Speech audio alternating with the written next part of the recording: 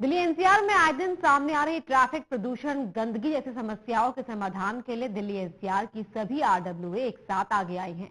दिल्ली की एक बैठक में सभी आरडब्ल्यूए के मेंबर एक साथ आए और कई केंद्रीय मंत्रियों के सामने अपनी समस्याएं भी रखी और उनके सुझाव भी दिए।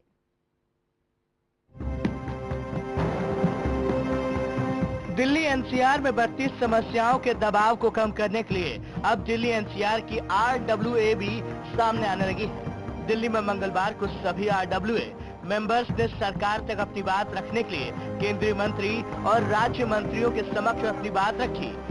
सभी सदस्यों के सुझाव और समस्याओं को ध्यान में रखने का आश्वासन दिया और इस संगठन के माध्यम से एक उन्होंने शुरुआत की है कि हमारे देश की, समाज की समस्याएं, जो सामाजिक समस्याएं, आज देश सरकारों पर खाली निर्भर नहीं रह सकता।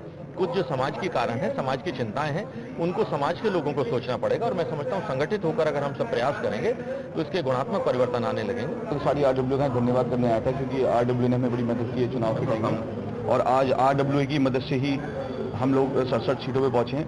तो मैं धन्यवाद करने आया था। कुछ उनकी दिक्कतें सामने हमने सुनी है, तो वो जितनी भी उनकी दिक्कतें हमने ले ली हैं और उसको अपने माननीय मुख्यमंत्री जी के सामने रखेंगे।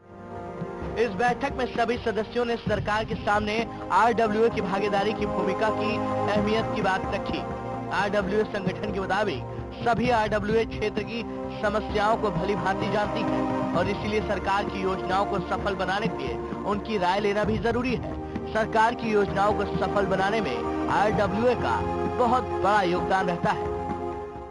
हमारा उद्देश्य है कि 74 अमेंडमेंट को पूर्णतः लागू किया जाए और आरडब्ल्यूए का पार्टिसिपेशन विकास कार्यों में, योजनाओं को बनाने में किया जाए, क्योंकि हम जमीन से जुड़े लोग हैं।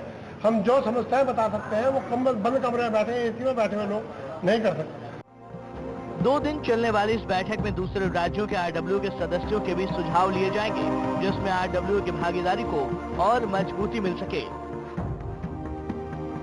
कैमरामैन अजीत के साथ विनय सिंह, टोटल न्यूज, दिल्ली।